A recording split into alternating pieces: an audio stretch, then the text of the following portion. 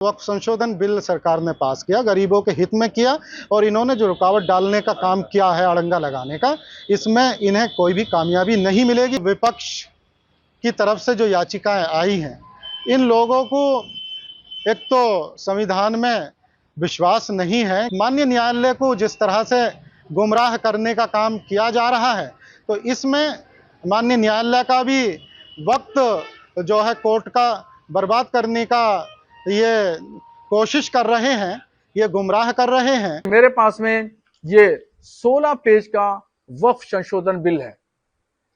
इसमें 48 पॉइंट हैं। इन तमाम इबारतों में 16 पेज में कहीं भी कोई एक इबारत भी नहीं है ऐसी जिसमें यह कहा गया हो कि मस्जिदें और मदरसों और खानकाहों, ईदगाहों, कब्रिस्तानों को नुकसान पहुंचेगा। मुसलमान किसी के बहकावे उकसावे में ना आए। मजहबी यानी धार्मिक स्थलों को कोई खतरा नहीं है।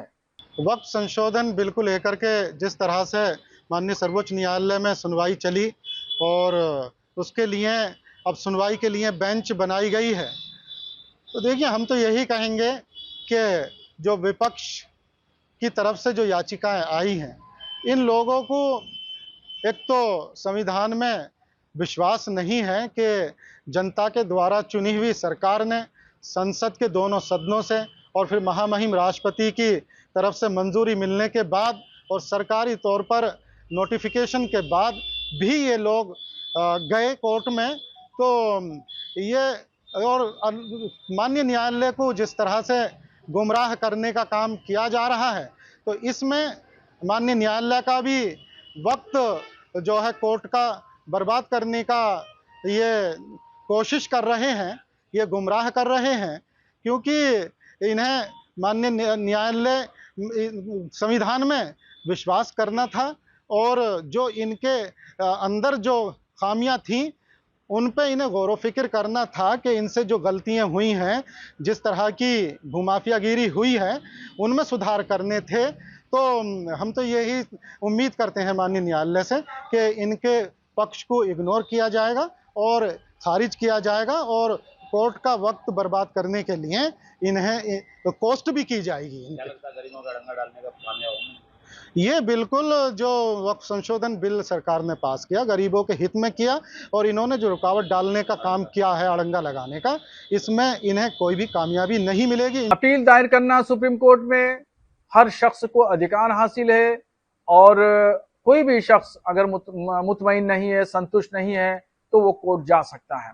ऐसा ही मामला वक्फ संशोधन बिल को लेकर के हुआ कि सुप्रीम कोर्ट में कुछ मुस्लिम संगठन गए हैं और कुछ हिंदू संगठन भी गए हैं।